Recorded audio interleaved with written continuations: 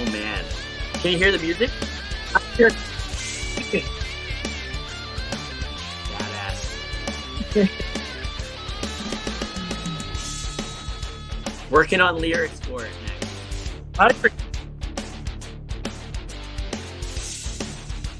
Yeah. Favorite part right there. All right, welcome back to another episode of On the Throne with Dick. And shout out to Senjin Boychuk for making that intro and outro music. The guy, he recently just got married. So, if you're listening to this, it's probably been about a month or so since he got married, but whatever. Shout out to him and his new wife, his beautiful bride. I don't remember her name, but she's there. She exists. And on today's episode, we have the best crane operator in the land. How do you say your last name? Is it Bosch or Bosch? Bosch, just like the basketball tools? player. Oh, I was thinking more like the tools, like the or like the appliances. But if that was my family, I don't think I'd be crane operating because I'd just be rich living off daddy's money. Hell yeah, that's also not a bad way to go. If I was that Bosch, I would love it. Bosch Stitch, right? Bosch, yeah. You just need to lie to them somehow and be like, hey, I think I'm a long lost daughter. Daddy or mommy was sneaky.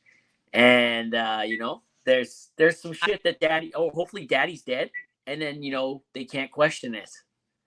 Yeah, best value. They can't check DNA, will be good.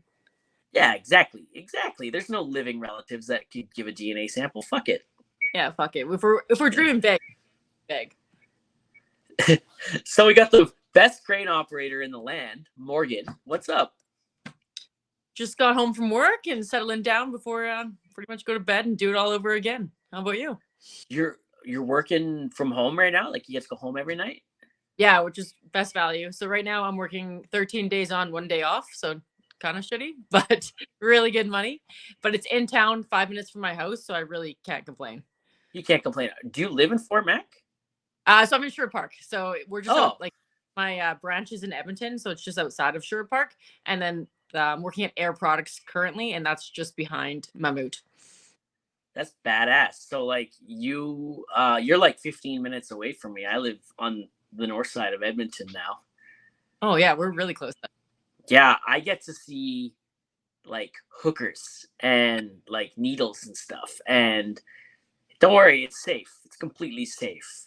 It's really safe. I think I'd lock my doors when I go in your neighborhood. I have alarms on my doors, and I'm getting a cane corso soon. So I don't know if you've ever seen a cane corso, but those dogs can be 200 pounds. Yeah, they're huge. Yeah, nobody fucks with a cane corso. Yeah, you might be safe when you are north side with a corso. It's not that bad though. I live just south off 118, so it's not that bad. When you go down, they're gentrifying the area. They're making it all nice. It's quiet. They're moving in young families like mine to change the area a bit. They're gentrifying it, and it's quiet. I've only seen the police once or twice, so I've only ever had to remove one homeless encampment from behind my shed, so that's cool. It's good. I grew up in Millwood, so kind of the same sketchiness level. Oh, so you and we're breaking rules right now. Yeah, north side, south side. Maybe we have to brawl instead of podcast. Throw them up. Let's do it. I'm down. All right. Well, no, you got those crane operator arms though. You might those would be jelly, right? Yeah, pretty much jelly. So how'd you get into crane operating? What took you that way? So I always wanted to be a teacher, so a little different than crane operating. And then I was working for the summer, and I was trying to figure out if I wanted to keep waitressing or if I wanted to do bartending or what I wanted to do. And I was fortunate enough that my dad worked at Mammoth. So he's like, well, why don't you come be a summer laborer? It's $25 an hour at the time instead of making minimum wage for something that I might not like. So I was like, well, I'll try it out and I'll kind of see if I can apply for school and go from there. So I was really fortunate that he opened the door for me, and then I could prove myself from there. But as soon as I got to Mammoth, I absolutely fell in love with cranes, and I've been there for the last 8.5 years. Yeah. And it's honestly the best job ever, best company, and I have no complaints. Yeah, I used to call Mammut Mamaway. Everyone, yeah. Are you Yeah. like no. Yep. What kind of dog is that? This is Luna, and she's a black lab. She's Black a little. lab. Nice. Do you have any pets? No, just kids. Oh yeah, you have two We girls. we yeah we decided to start keeping our cum as pets, and they became shit. Why did I say that? I get in trouble from No, the. no, it's funny. She probably won't listen to that anyway. So she listens, but like she just skims, and Oh she's yeah. doing mom stuff while it's on while it's on in the background. She knows I talk about her at least once every podcast, and I usually say something grotesque, and she tries to listen for it. So yeah, there's one episode she hasn't found it yet, and it was the Dinks episode where I talked about some pretty interesting stuff. I'll have to listen in and send a link to your wife, eh? Oh man, that would get me in a lot of trouble. I was at home for 6 weeks after I recorded that episode, and that was the joke about it. It was like, oh, she's never. I have 6 weeks for her to, listen to it and get mad and then recover and we're good again. She didn't listen to it yet. Perfect. Yeah, yeah, that was like back in July or something. Oh yeah, you're good now. That's probably way back when. Hell yeah! So we have a connection actually. Yeah, we sure do. Zach Dido. Yeah, so he's second cousin, third cousin, something like that. And then he was looking for a job, and I ended up tossing him over his resume over to our manager, and she did an interview, and he got hired on, and now he's been up at Fort McMurray as an apprentice right now for cranes, and yeah, he's been doing great. Good for him. That was my boss back in the day. He used to be Really? my when I was piling, I was screw piling, and he was my boss. He was the safety guy / boss. Safety And guy. yeah, I love that guy. I love him. I see sometimes things pop up in my On This Day on Facebook, that show, like conversations I posted of him and I having at like 1 at 3 in the morning when I'm like, hey, just wait outside for me. I gotta pull up my pants. Just wait till I'm finished. Right. And he's like, nah, leave him down and finish in the truck. And I'm like, yeah.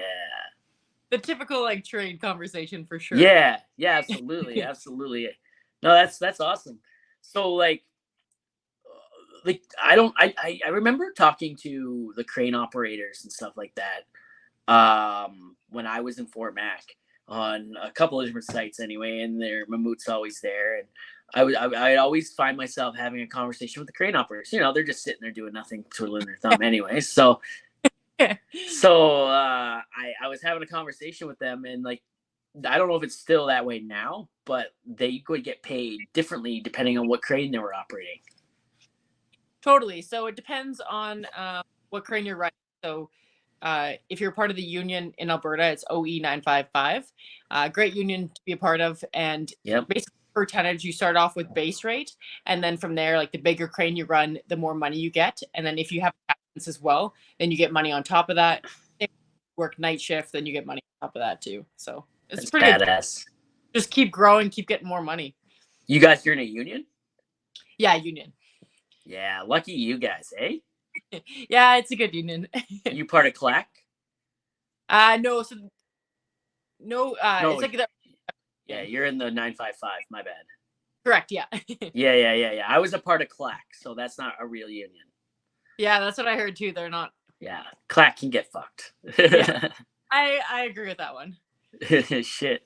Yeah, no, it's really interesting, and I love talking to them and finding out different stuff, and I can't remember the biggest crane Mammut had at the time, but it was massive, and the guy was like really excited to be running it. It was giant.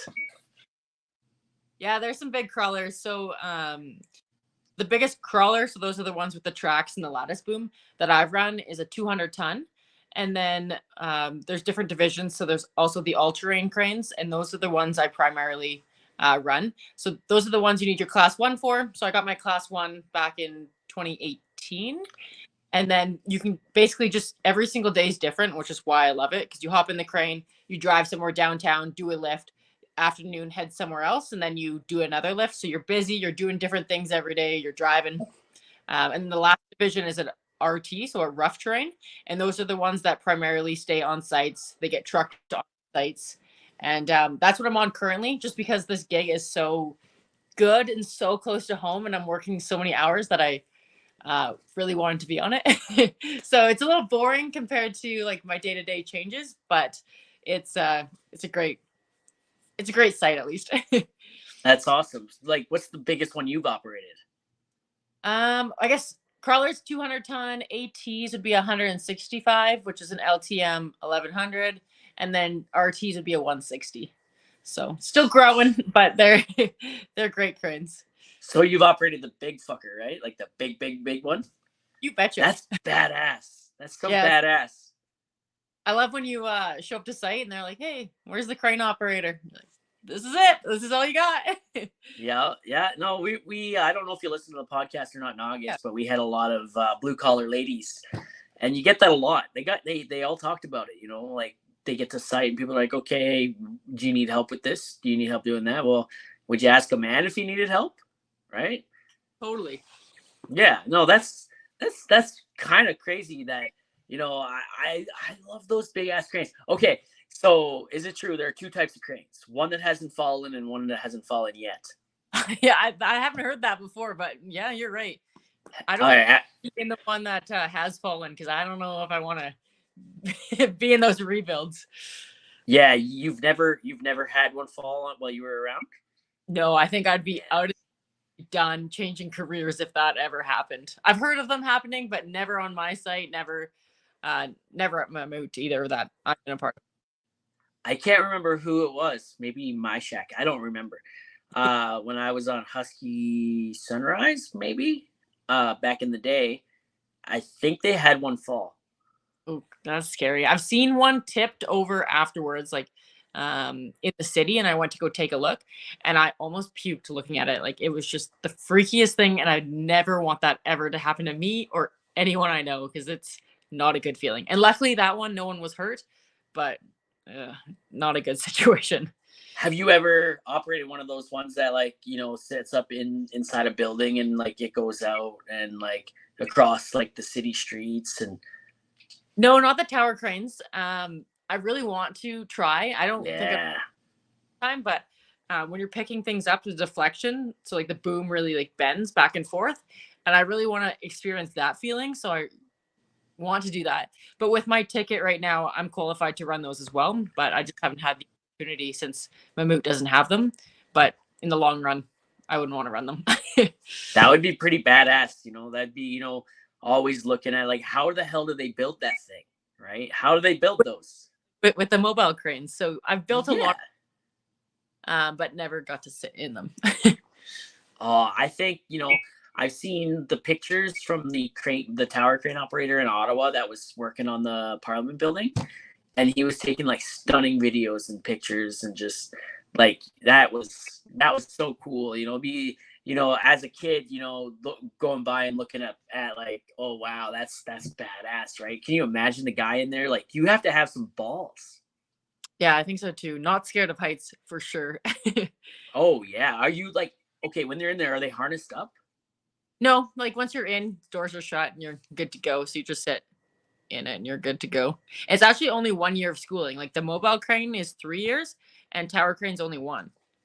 You'd think that'd be the other way around. Totally. There's way more at stake in a tower crane, right? I don't know about that. No? I don't think so. Oh man. Really? Okay, you gotta explain that then, because like tower crane, like if you fall, people are gonna die. Yeah, but I think like when you're climbing, I've never been in one, but when you're climbing up, that's probably the worst part of the day. Well, once you're in, then I think you're fine. And like lifting, you're kind of just like I don't want the tower crane operators to come for me, but you're just pretty much like an overhead crane where it's going back and forth like you would in a top grand scheme. That's and fair. then, but it also depends if you have it depends which type of tower crane for sure. I don't know enough about them to bash them, but I just know I love mobile cranes more. Man, they're probably gonna reach out after hearing that. You gotta talk about that more. They're probably gonna reach out and be like, "Hey, Fuck come to you the more. dark side." Oh, that's a little nicer. That's badass. I love that. Whenever No, it's a crane what's that? operator, tower crane though, I'm like, no, no, no. I only climb like 6 feet. Yeah, no. I bet you when you get up there at the beginning of the day, like when you climb all the way up and you sit down, like your legs are just shaking. You're like jello. And then like when you climb down at the end of the day, get back on the pavement, like your legs are just shaking. I bet you that is exhausting in itself. Like you're at the I bet you those tower crane operators are just tired all the Yeah, time. climbing up and down there because the regular size Yeah. of a operator, like mobile crane, usually pretty big. Yeah. Yeah. No. What's a really cool load that you've had? Like some like I guess what's a really cool load that you've had that you do you usually know before you get there what kind of load you're gonna have, or like do they give you the lowdown beforehand, or do you ever get surprised like, hey, you're going to site today, and you'll find out when you get there? Usually, like they kind of give you a little bit of a description. So they'll say like, "Hey, Morgan, like this is where you're going today. Here's the address. You'll be hoisting like an air unit, or you'll be hoisting stuff like that." I don't know if I have like my favorite cool one because they're all just so unique and also cool because you're doing something different every time.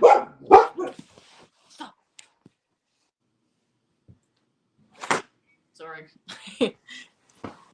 The girls Whatever. are but like I think just building Edmonton in like a whole and like is really cool. I mostly stay around Edmonton anyways, and then just driving around and pointing out to like my friends and eventually like my future kids like, hey, mom built that or I was part of this. So that I think is really cool. But other than that, I've done anything from like cell towers to like air units, steel buildings, concrete panels, just yeah, building Edmonton. That's badass. Like that's so Yeah. bad. Like I know a lot of people who are like, oh, I want to be a crane operator, and like I actually know one. Well, I don't really know you, but like I feel like I do. Yeah, we live close enough. Eh? Yeah, fuck it. We live close enough. 15 minutes. Yeah, exactly. You would probably wouldn't come over for coffee in the ghetto, but I'd go to Sherwood Park. Yeah, sure, Park. You come over this way. Yeah, yeah, yeah. Oh shit. Um, are you guys always hiring and like for crane operators and stuff? And like, are you looking for like I guess apprentices? I guess you would call them. Like, how would you start off as like an apprentice crane operator? Yeah, so right now the business is booming and a lot of the older generation is retiring. So we're trying to replenish um, apprentices as much as we can. I went into the office for a little stint and helped dispatch and plan, and then I hire a lot of people. Um, so during that time, I hired I think around like 40 apprentices in a Wow. short stint. And honestly, anyone who has a good work ethic can definitely be a crane operator. Um, it's all teachable. So starting as a green hand is the best. So just send a resume into Mammut, and if you have a class one, that's really helpful. But other than that, like they're always looking for hands. People go to wind farms and stuff like that, but they're hiring like crazy right now. I think that's insane that you need your class one for some of those. Yeah, those are well, I'm biased, but those are the best cranes that you need your class one for. Oh, I bet. I bet. Technically, So you got your class one. sorry. What's that say? No, go ahead. Technically, Sorry. you need your class three to run those, but through a moots policy, they want you to have a class one. So I got my class one because I wanted to go into that division, and it opened the doors for me to go that way. So it showed initiative to do that, anyways. I can't figure out the joystick, so I don't have a class three or one. It's just a big steering wheel, and then you press drive, just like your car. Yeah, like on a crane, right? Yeah. But like I work in the vac industry, and like I'm a swamper, and I want to be a driver maybe at some point. I don't think so. I don't think I want to do it, but big reason for that would be I can't figure out the shifter, to get my class three. Oh, well, even better. You could take your class one in an automatic, and all the cranes are automatic. So you're good to go. All right, there you go. I'm gonna do that, and then when I tried when they ask me if I have a class one, I'll be like, "Yep," and they'll stick me in like a shifter, and I'll fuck it right up. I'll be like, "Hey man, you asked if I had my class one. You didn't ask if I could drive it." I took my class one in a standard just because I wanted to learn it, and I did about 20 hours of training prior because I've never sat in a semi, never sat in like a crane that drove down the road. So I wanted to pay for the extra hours because this was before all the policies changed, and it wasn't 10 grand, it was like 2 grand. But yeah, they teach you everything, and I'm pretty sure I got a few like grinding gears knocks on my final exam there, but who cares now? I got the class one, good to go. Yeah, you don't. Do you have to pass a medical to be a crane operator?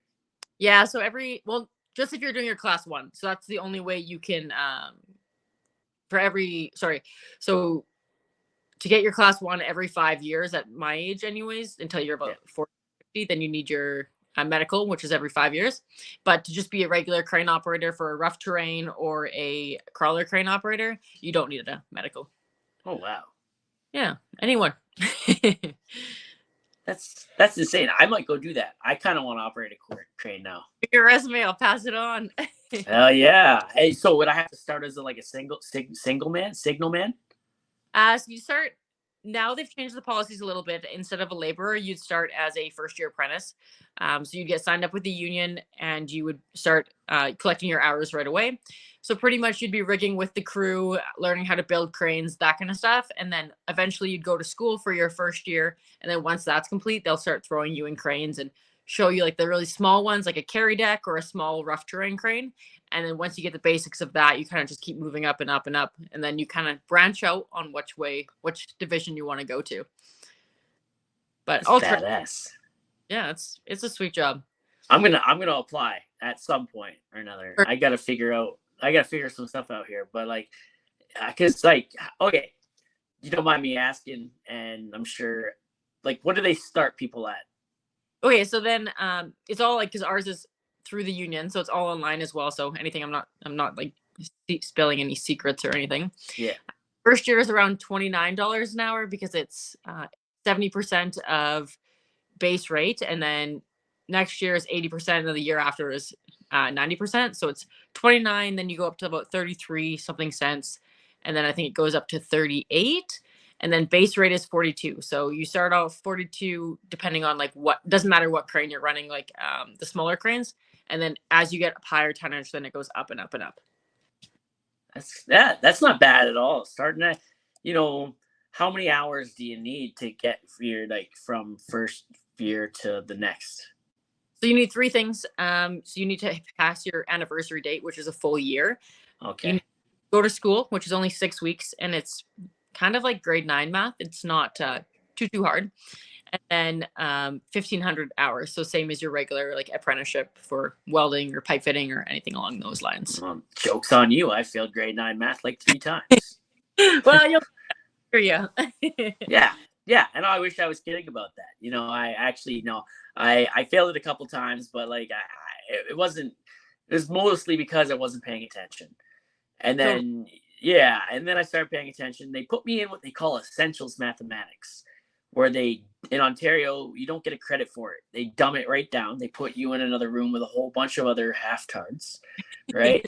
And I'm sitting in this room, right? And I'm like, I wonder who I can copy off of. And I moved next to my wife's best friend at the time. And I'm like, she's got to be smart, right? Like, my wife's smart. She's got to be smart, right? So I'm sitting there, and I realized very quickly that, I'm probably better off to learn this on my own. We're both in essentials mathematics. Both in the same class for a reason, probably. Yeah, so they dumbed it down. They dumbed it down. They taught you things you're actually going to need, like taxes, and if you get paid this much per year and you want to buy a house, and they dumbed it down. They called it non-essential. And then once I got it, they made it hard again. And then I got to go back with the smarter kids, who they're not all smart either. So, and now I can do math like no problem. Oh, perfect. So do you think it helped you in the long run doing that one course? Like, did it help me in the long run? Yeah. Yeah, for sure. Because I'm really good at numbers, like with my money and with Oh, okay. taxes and stuff like that. Yeah, And also it great definitely helped me out. when you're in grade 9 too, you're not really focused on school. You're focused on a whole bunch of other things. But when you go to do your apprenticeship training, like that's your career. This is where you're how you're going to get a raise and stuff Yeah, like that. Focused. yeah, absolutely. Do you now when an apprentice goes to school, does the apprentice have to pay for that? So the union's awesome. They pay for as long as you pass, they pay for your schooling and your books. And then you can collect EI, or if you wanted to stay like on, you can stay on as well and just work weekends if there is weekend work. So really, you don't like it's cost zero money to go to school except for the missed income. So it's really not bad at all. And then they have a whole bunch of scholarships. So when I went to school, I made more money as a first year going to school and scholarships than I would have if I worked. They have a lot of scholarships that people don't apply for either. So it's good to apply for everything. Yeah, of course. Take advantage of everything you can. Definitely. Are you there? Oh, you're there. So how did the are you the person behind the Instagram page Some Crane Up? So it's kind of like a mixture between all of us. So how it started was my branch manager, who's also my best friend. We met through work.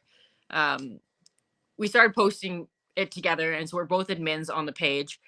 But then all the guys in our branch are really, really bought in, which is what makes it so cool because all the guys are off on such cool jobs all the time, and they're always sending us photos. So it's Tanya and I together, and we run the page, but everyone's so bought in that it kind of feels like it's all of us.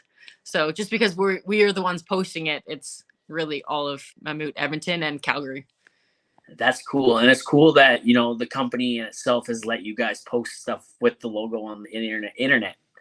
Yeah, so far so good. Anyways, Yeah, no, a lot of companies have realized over the last 5 years, I'd say, let them do it as long as they're doing their work and as long as they're not being disrespectful and as long as they're not being distasteful. Let them do it. Like it's free advertising. definitely free advertisement, and as long as we're posting things that are safe, then they're happy. So Yep. I know if the only. company I work for, they love when I use the trucks. Oh, really? They Yeah, love probably it.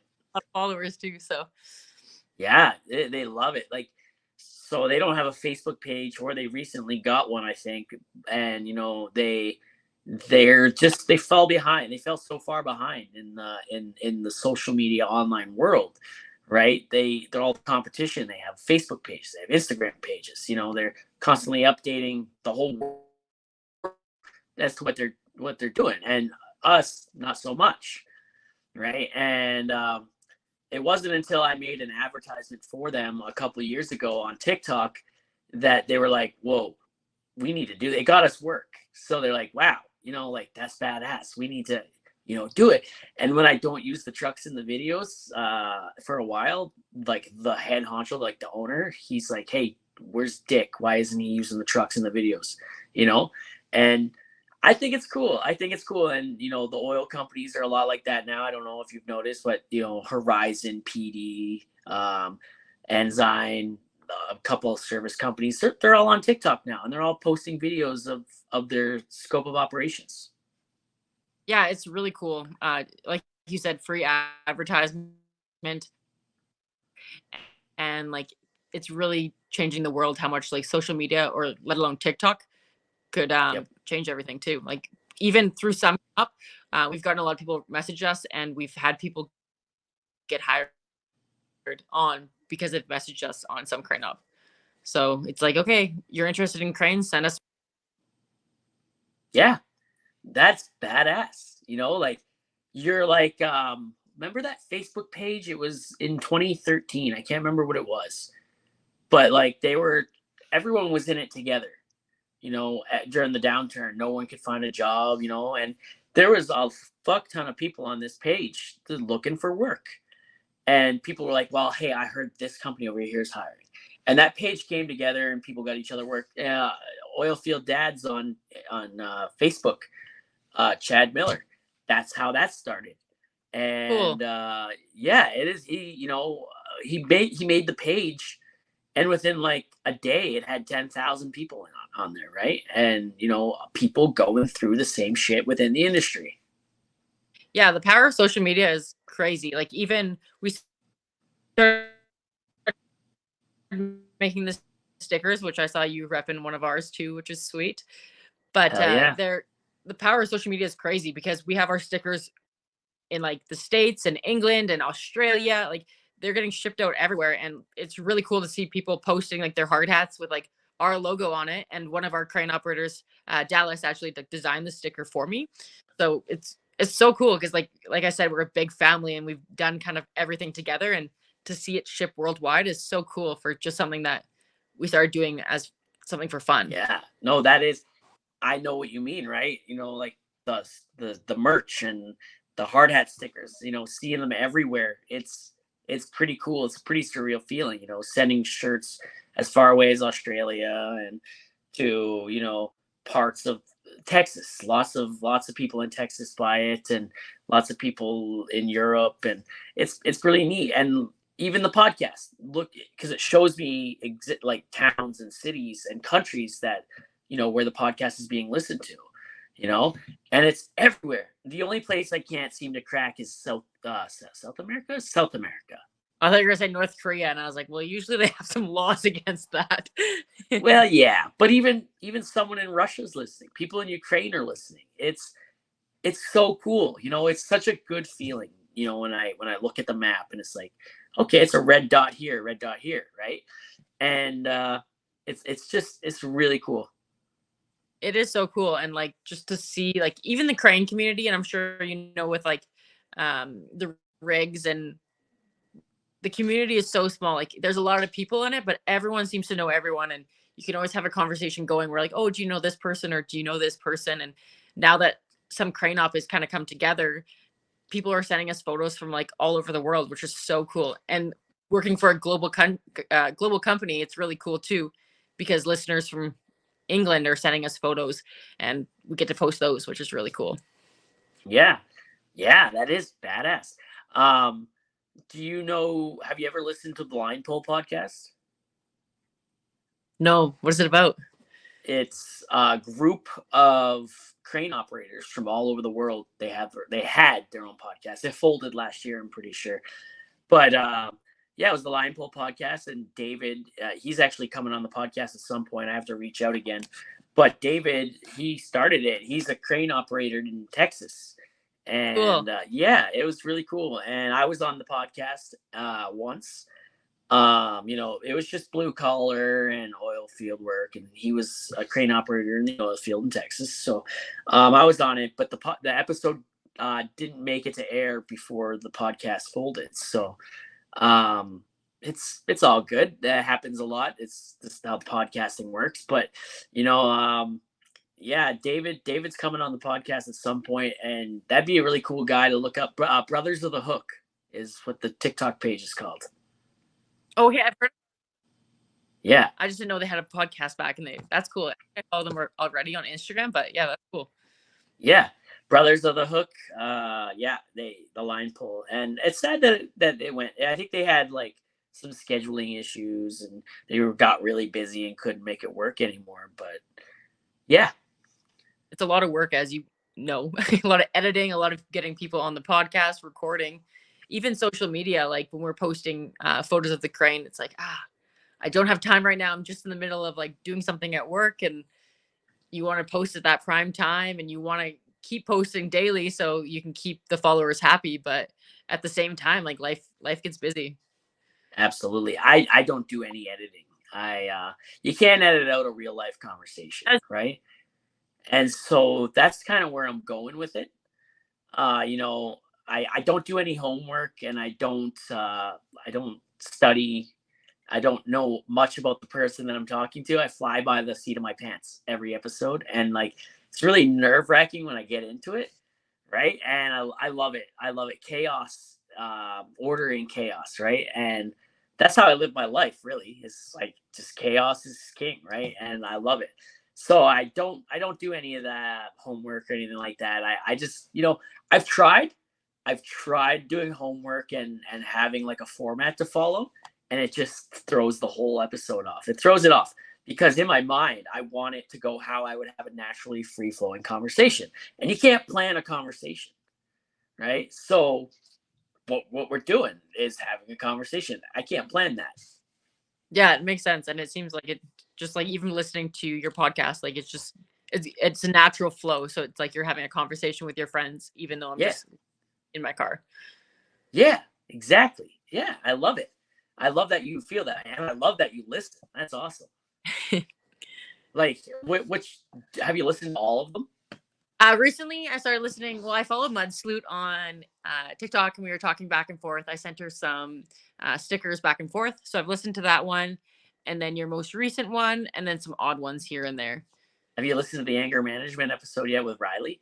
No, but I did see that when I was scrolling the other day, and I was like, no, I wonder what this is about. By next week, that will be the most downloaded episode I've ever had. It just surpassed Uncle Hack, and it's about to pass Chris Barber's episode. So, Cool. yeah, it's pretty cool. It's pretty cool. And the most downloaded one is the first one where it was just my wife and I having a conversation about, how the podcast came to be and what I hope it to be and yada, yada, yada. And yeah, Riley's episode 2 weeks in is going to be like the highest or the most listened to episode. It's crazy. Oh, that's awesome. I'll definitely look into it and then up your number by 1. Oh, I love it. I love that. No, Mud Sloot's good shit, eh? I love Mud Sloot.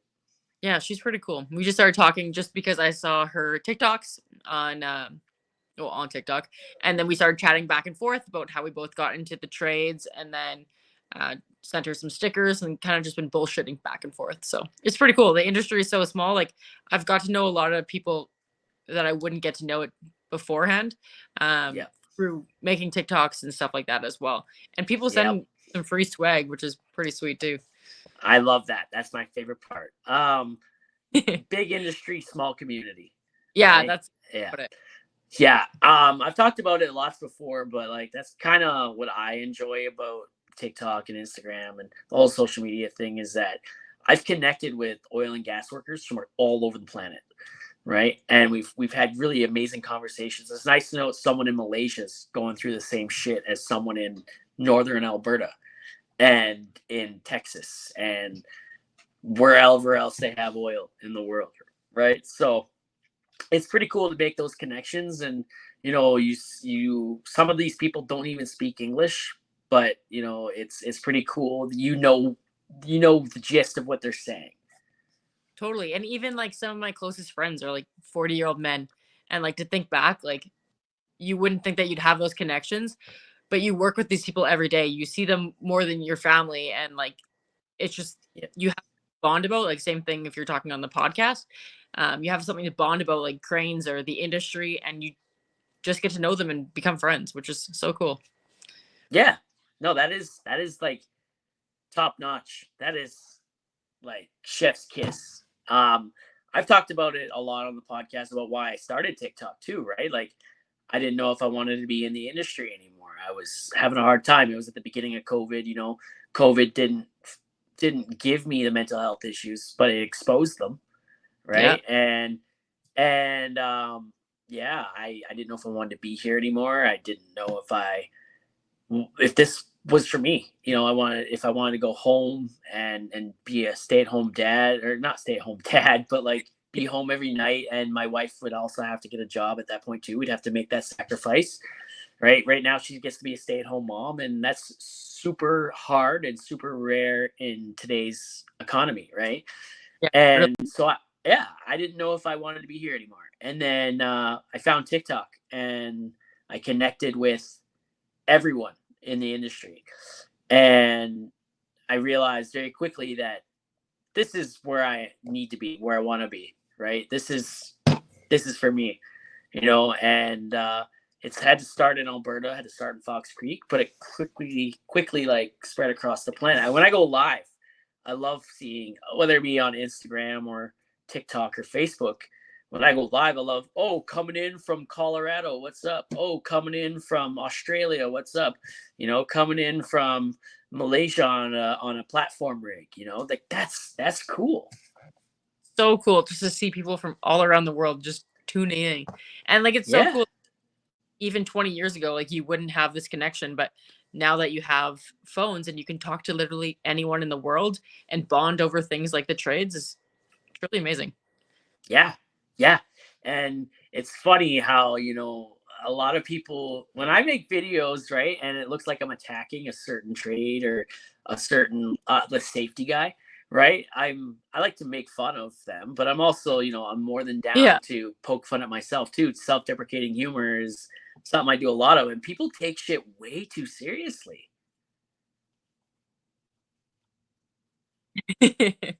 Yeah, I found the Yeah, internet yeah, trolls are yeah. I way can hear you. worse. Can you hear me still? Oh, oh, you're frozen a little bit. You're still frozen. Oh, you're back. There you are. Can you hear me? I can hear you. Yep. Can you hear me? Okay, See, there we go. this is the funny shit about not editing. Is because people listen to it back and then it's like, hear me? Can you hear me? Can Right? you? Yeah, Yeah, technical difficulties are just a part of it, and it may drive some people nuts. I love it. It is yeah. what it is. I'm not professional. I'm very flawed, as is my podcast. I like it. Yeah, so as I was saying, like people on the internet are like way meaner than people on site. Like I posted a couple funny TikToks and some of the people like were just like ripping me apart and I was like, "Man, I made this as a joke." And at first it kind of like pissed me off and then afterwards I was like, "Okay, like you guys are just being internet trolls. Like there is no way anyone at site would ever make any of these comments at me in real Yep. life because I've had like great experience with like the men and the women I work with." So I was just like, "Okay, I just gotta laugh it off because the internet is just crazy." Oh, it's unreal. Yeah, some of these people have said to me like, "Oh, I saw you on site today," and then they get real mouthy and shit. Like, you have an unfair advantage. You already know what I look like. I don't know what you Yeah, look like. Come up to me and be like, "Oh, you're a little bitch, or you don't work hard, yada yada yada." And it's like, okay, we'll have a conversation about it when the playing field is level. totally. Yeah, Yeah, yeah. It's a little unfair sometimes, but hey, whatever. Life's unfair and unjust, so fuck it. that's very fuck it is Yeah, right. yeah. So where do you see yourself in 5 years with the whole crane thing? Like you obviously want to move up to a tower crane, but No tower like that cranes, means no, you would have what? no tower cranes suck. Oh, you don't want to be in a tower crane? No, I just want to try one out, but I want to move up on bigger cranes for sure. So definitely, 5 years in the industry, I want to be running bigger cranes. I do love the small cranes just because they're so self-sufficient and you can go, you don't need any trailers to come with you, and they're just so cool. But the bigger cranes and like the bigger jobs and the bigger projects you get to become a part of, that's cool. So I don't really have any goals right now besides learning bigger cranes. All right, and like I don't know if you can answer this, but like, does your transformation into bigger cranes and eventually getting to bigger and bigger cranes, like, can you do that with where you currently are, or like, do you have to eventually like move on from that and in order to evolve? Definitely can stay in the same place. Like honestly, just starting as a laborer at Mammut, the world is your oyster. I went into the office for a little bit, came back to the industry, and you can literally go any direction you want to go, move up as much as you want, as much like as big as crane you want to go. And we also have the global division, which is super cool. So if you want to join global, you can go anywhere in the world and follow cranes around too. So really working for a worldwide company is really neat because there's so many opportunities. You could literally dream about something and do it. Do you want to go across the world?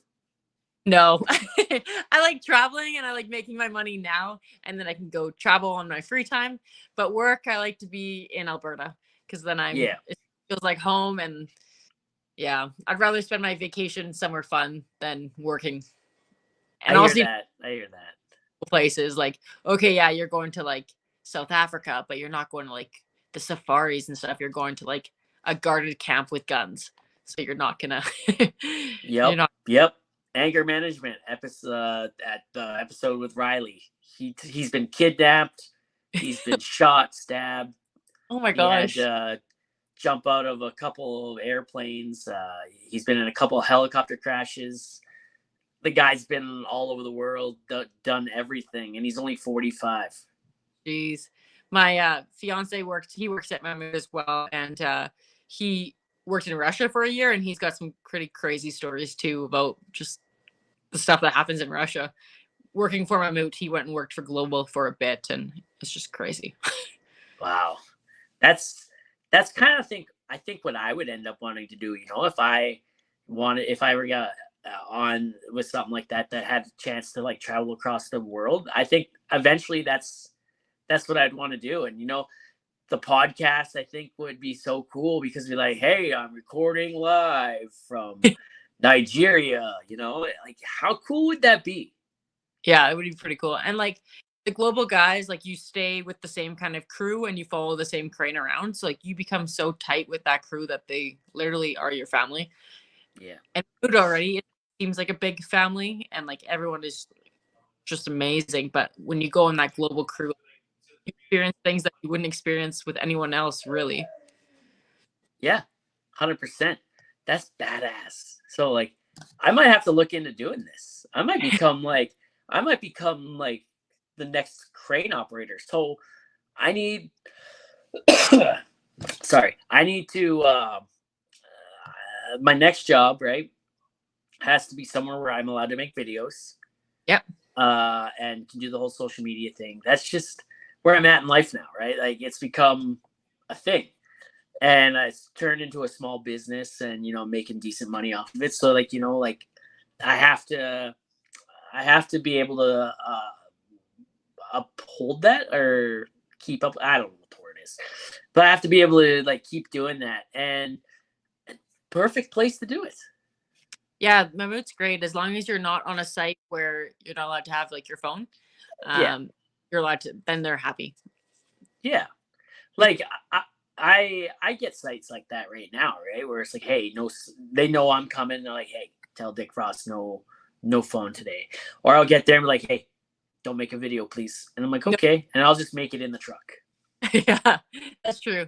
Even the site I'm on right now, like we're not allowed to have like take pictures of the site, and it makes sense. It's a brand new site, and I take the videos inside the crane. I don't really post anything of like outside what's going on the crane. And like the followers ask, they're like, "Oh, what are you hoisting?" I'm like, I can't really show you. I don't want to jeopardize my job right now to show you. I'll try to make funny content or that kind of stuff from inside where it's just me in the background of the crane. And I think the weirdest thing was the client came up to me and they're like, "Hey, like we saw you on TikTok," and I was like, "Oh man, like is this embarrassing? Is this cool? I don't really know, but I think it's pretty cool." And now all the guys know that I'm the TikTok person, I guess. So it's pretty cool. Yep. How many followers you got over on TikTok now? Don't know. I think it's 12,000. So we're getting there. Getting there. That first 10K is hard. And then the Some Crane Up on our Instagram, we have I think like 2,000 followers. So we're slowly building up on there too. There you go. What I'm excited for on the On the Throne podcast TikTok page, it is almost 700 followers now. And when I get to 1,000, I can go live. Oh, right? cool. And at 500, technically now at 500, you can go live, but just audio. You can't show your face. At 1,000, you can show your face. And what I'm excited for is when I reach 1,000, I can do live episodes of the podcast right on TikTok and have the people come in and out and interact that way. And I can go to the live center after it's done, and I can download the video, save the video, and pull the audio and put it up there, and that'll just be a whole new game changer for the podcast, And there's so many people that I really want to talk to that are on live. That'd be pretty interesting, and I can live stream here too, like through Facebook and to YouTube and Twitch and Twitter and stuff. But it's TikTok has that that audience built in, right? Where like, people don't have to be following you to just come in. Yeah, they scroll by. I'm like, oh, what's this? And it's talking about something funny or something that catches their mind. Maybe tune Yeah, in for it, and then maybe you'll catch a couple of followers that way. Yeah, yeah, TikTok is a brand new breed. it is. It's been pretty good. It's been a little bit bad at times, but like people grown ass adults drama. I tell you, drama is a direct byproduct of an unorganized life. I'm surprised you haven't gotten banned on TikTok yet. Oh, I've been banned a couple times. Oh, really? Oh yeah, I've lost my live access for 24 hours this past summer when I was no 48 hours when I was live streaming in my room and on the road, and my coworker was in my room and he said some shit he shouldn't have said, and 2 days no TikTok live.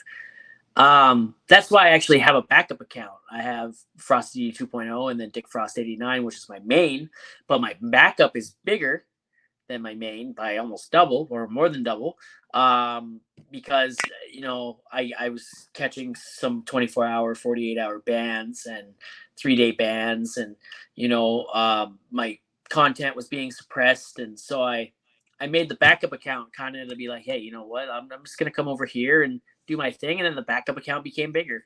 So Oh yeah, that's even better. yeah. You have a, so in case you get banned, you can go live somewhere else. Yeah, and if I get banned on both, I'll just go live stream on Instagram or Facebook. Yeah, lots of different social medias you can pick from. Yeah, I don't live stream much on Instagram as much as I should. Live streaming on Instagram I actually might like it a little better than TikTok. Really? Oh yeah, have you ever gone live on TikTok? No, I've watched your lives. You invited me the one day, and I was like scrolling in bed with like 8 chins laying there. And I'm like, I'll join another day. You got to join. I've taken so many live stream cherries. It's crazy. And like don't go live until it's with me, because I love doing that. Okay, deal. I'm in. Hell yeah. Hey, I got a question for you. Do you know what Yeah. viscosity is? Viscosity? Yeah. I knew it in science when I was like in grade 11, but I don't know the exact terminology.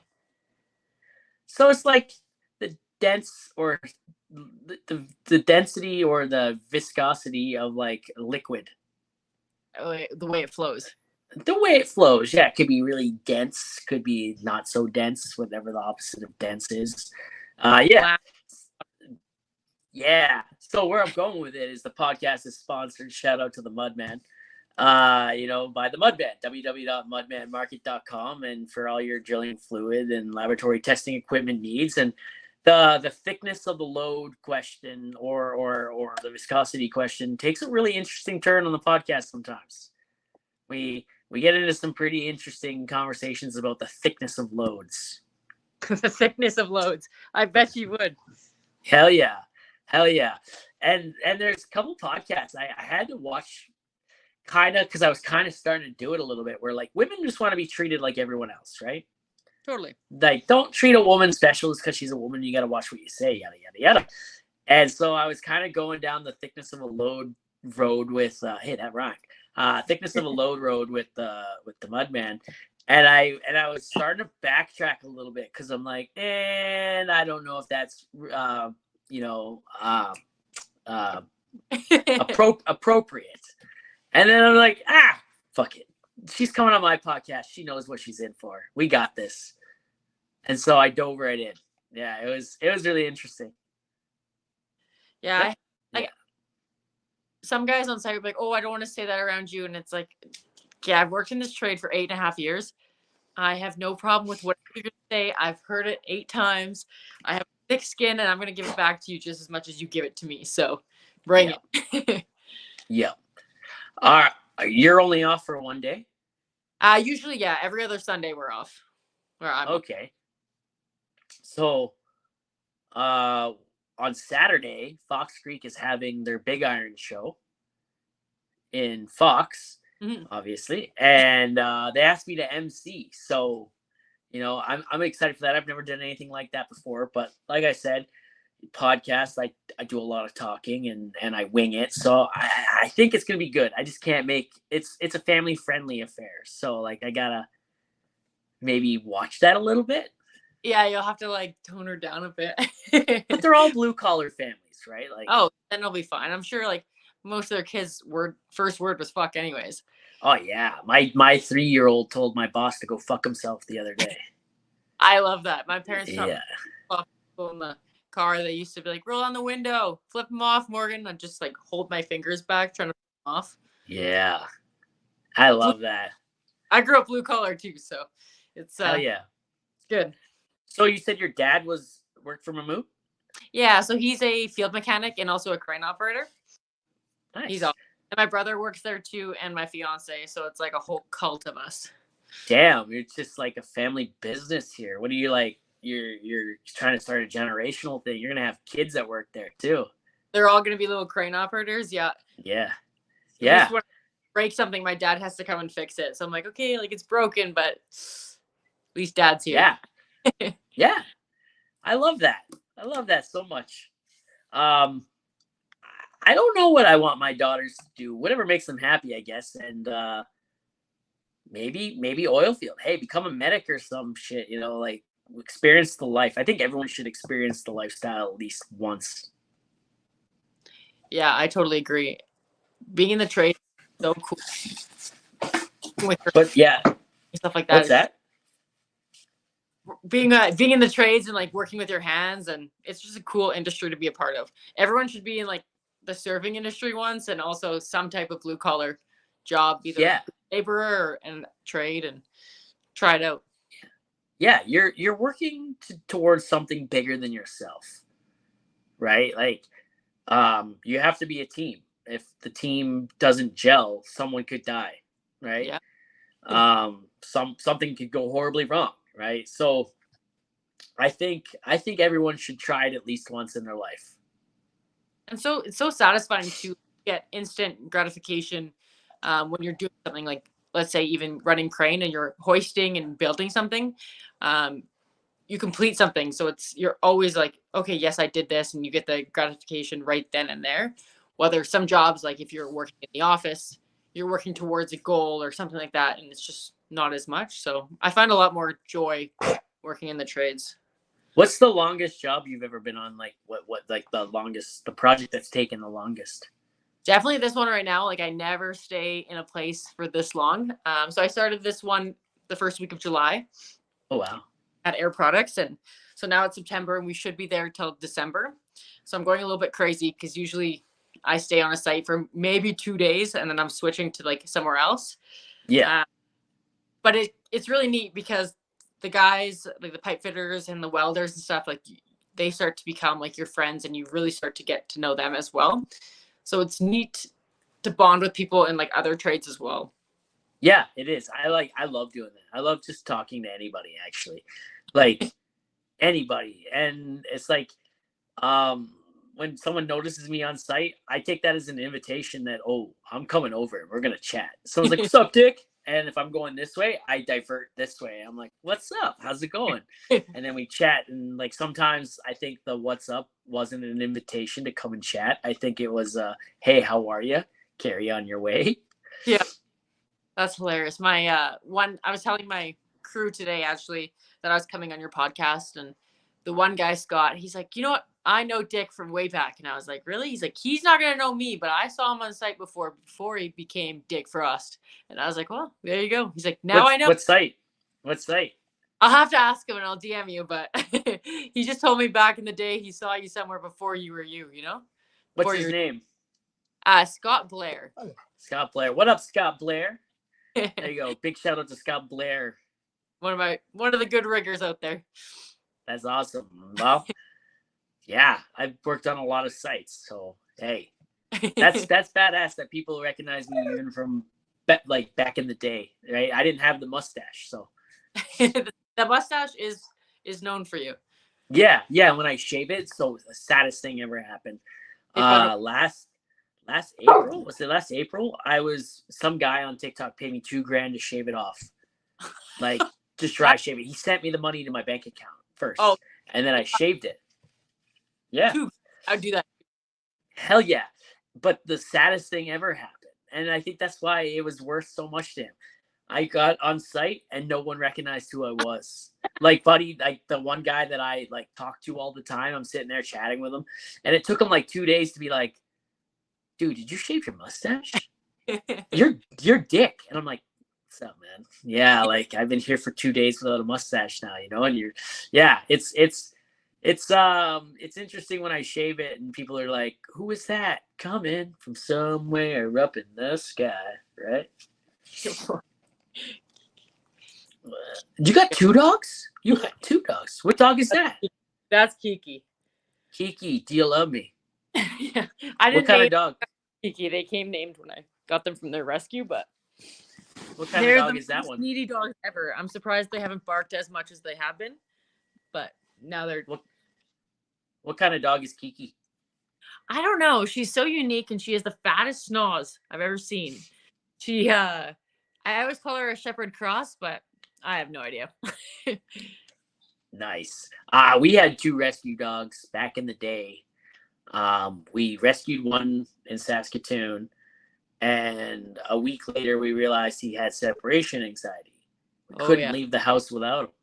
So my wife ended up working somewhere where she was allowed to take him with her to work. So it's pretty cool. But that wasn't enough. We had to go get another dog. Same place, same rescue place. And those guys, they loved each other, but they also hated each other. No. They needed each other, but they fought often and as much as they could.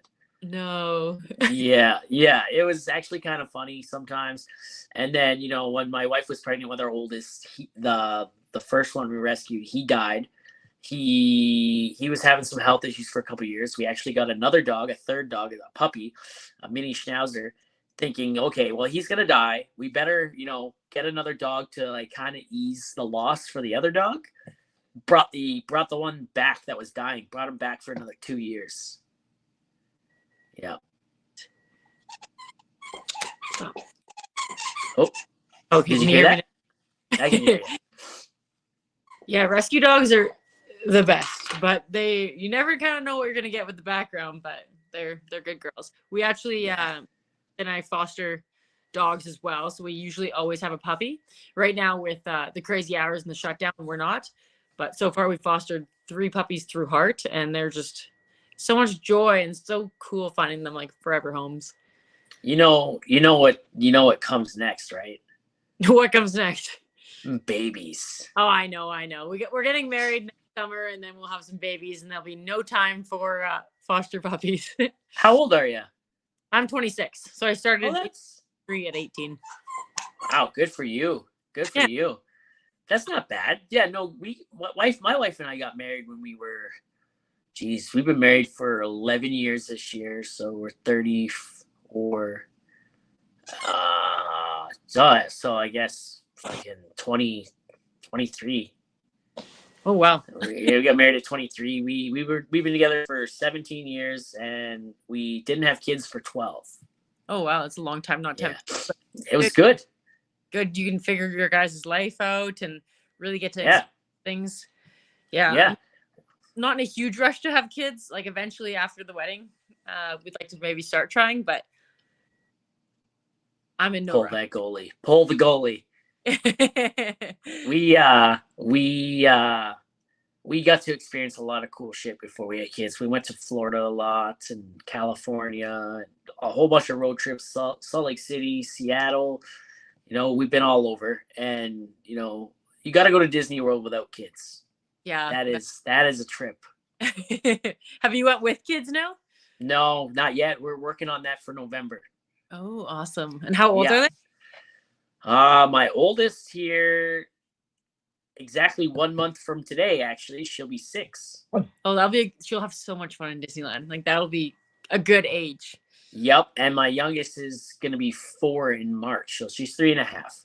Oh, And yeah, no, I think she will really appreciate it a little bit more than the oldest one. But I think the oldest one, it won't be lost on her. So I think that'll be a lot of fun. She doesn't like missing school. So we'll have to figure out a time to go, and she's got really high anxiety, right? So yeah, it is what it is. And the fear of missing out with school too. I always loved school as a kid too.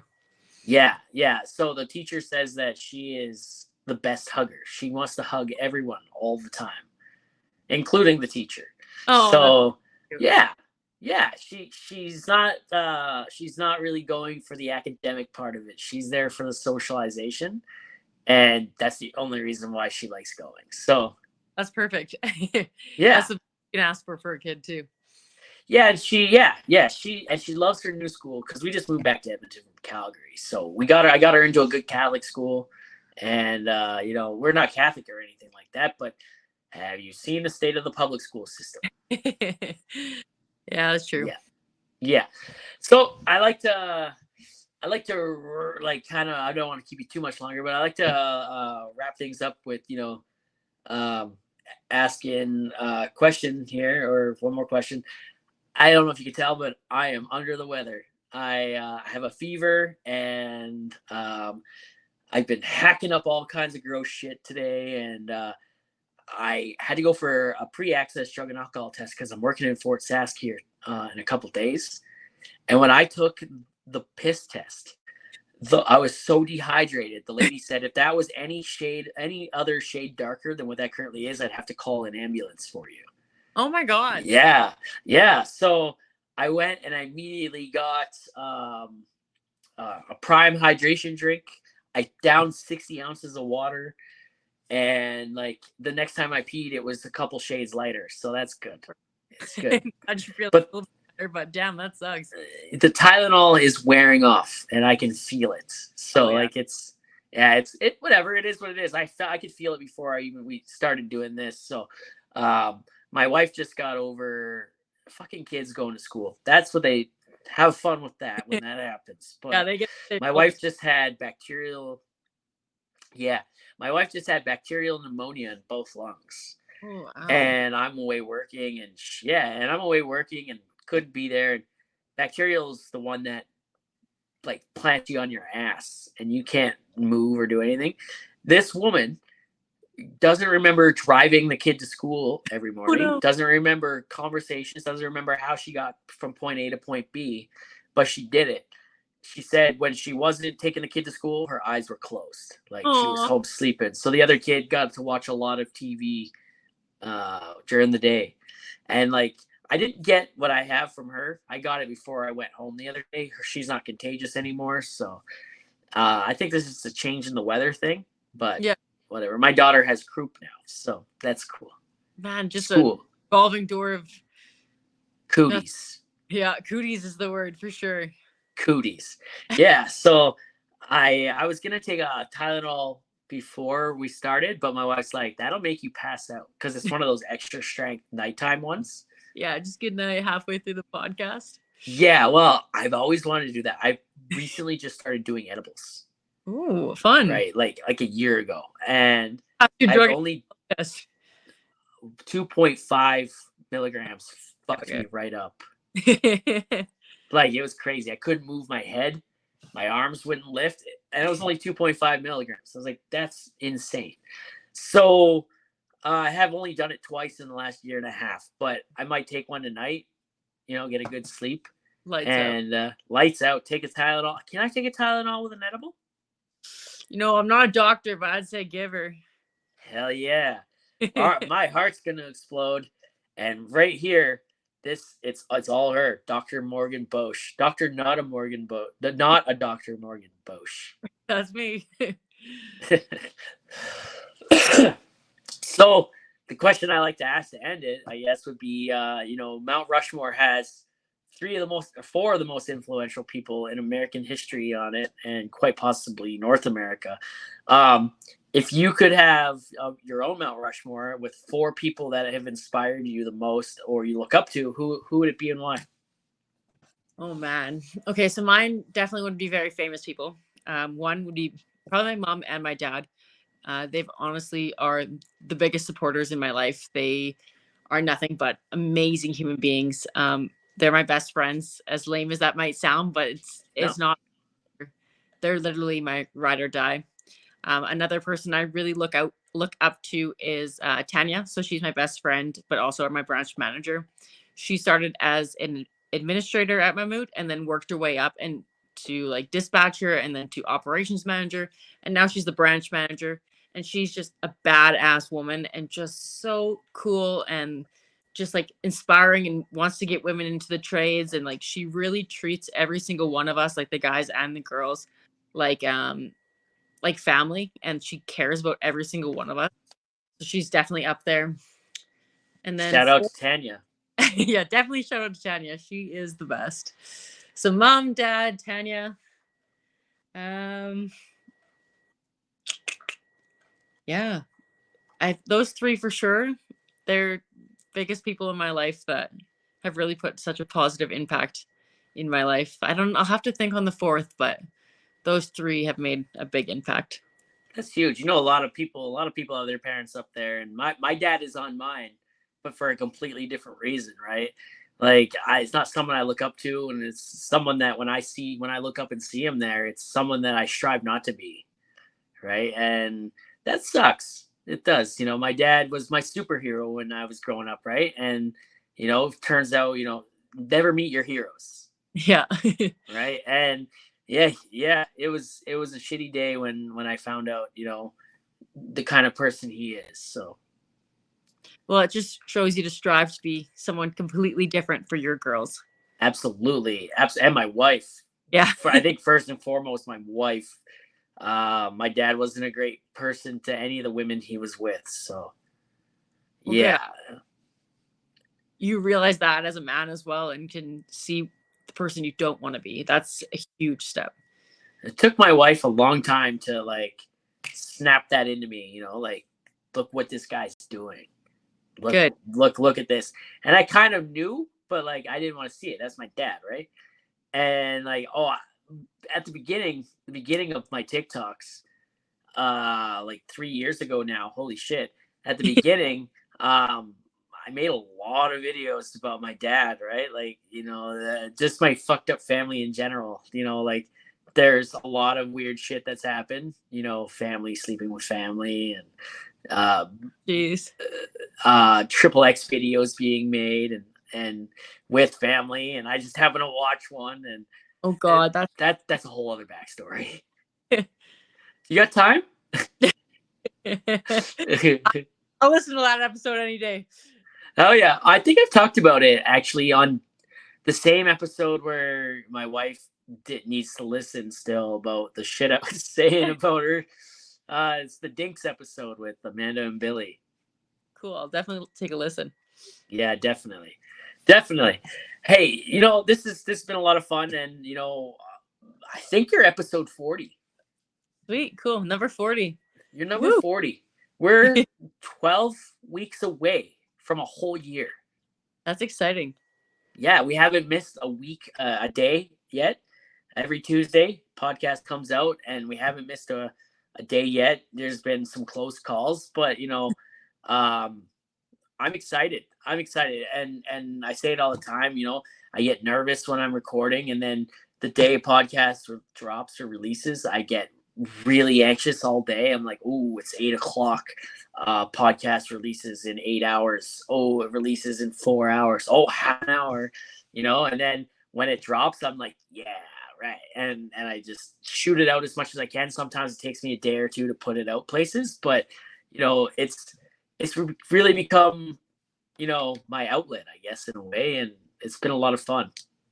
Good, yeah, and you seem really calm. Like, you don't seem nervous at all, so that's awesome. I'm fidgeting with everything.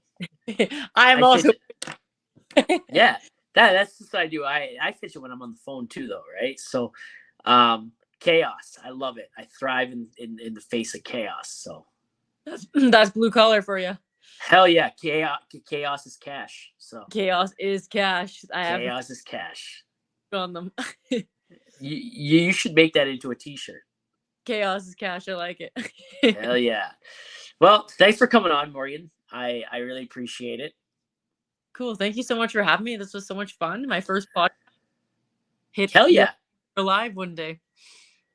Yes. And we'll have to do another podcast at some point too, I think I've only ever had, so Uncle Hack and Dougie Snakes came on their own separate episodes, and then I brought them on together on one episode, and that was chaotic.